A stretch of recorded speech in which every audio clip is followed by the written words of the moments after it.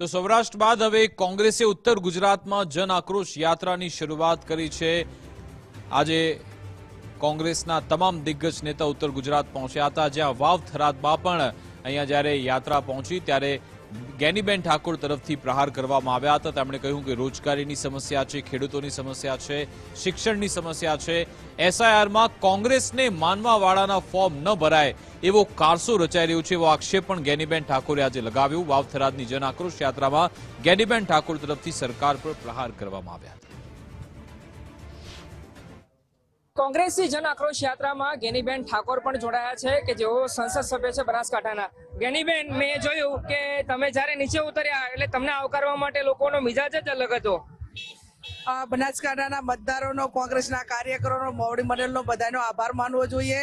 આ કોઈ મિજાજ માટે નહીં, પણ આ લોકોના અધિકાર માટે જ્યારે અમે લડી રહ્યા છીએ ત્યારે આ કોંગ્રેસ પાર્ટીની લડાઈ નથી।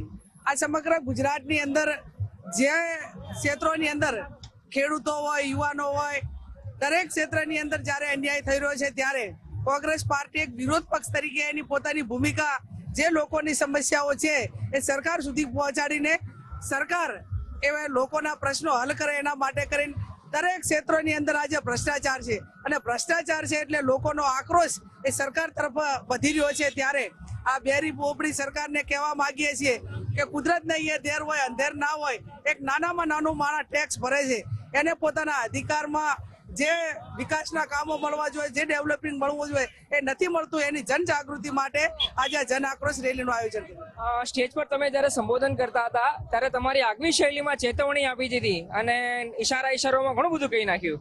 આ કેટલાક પાર્ટીની વિચારધારા, જે આરએસએસની વિચારધારા અને જે લોકોનો અધિકાર છીનવા માંગી રહ્યા છે, એમને હું કહેવા માંગુ છું કે ભારતના બંધારણમાં બાબા સાહેબ આંબેડકરે એ સંપૂર્ણ એક વ્યક્તિને એક મતનો અધિકાર આપેલો હોય છે। ત્યારે વહીવટી તંત્ર હોય કે વિચારધારા વાળા લોકો હોય એ બંધારણીય લોકોનો હક ન છીનવે એના માટે કરીને ચેતવણી આપી છે।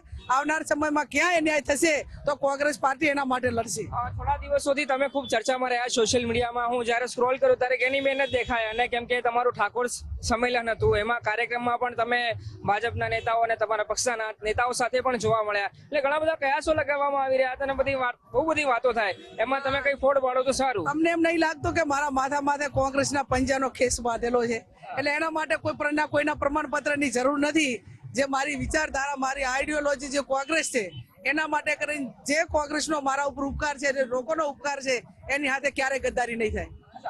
હવે ઇલેક્શનો પણ કેમ કે આવી રહ્યા છે આવનારા દિવસોમાં, એટલે આ ગેધરિંગ થયું છે, પણ એક મેં વસ્તુ જોયું કે લોકો આવે તમારા માટે આવે, પણ ત્યારે પેલું બટન દબાવવાનું થાય, વોટ આપવાનું થાય ત્યારે કે એવું શું થઈ જાય છે? એનું તો બનાસકાંઠાને પુરાવો આપવા માટેની જરૂર નથી।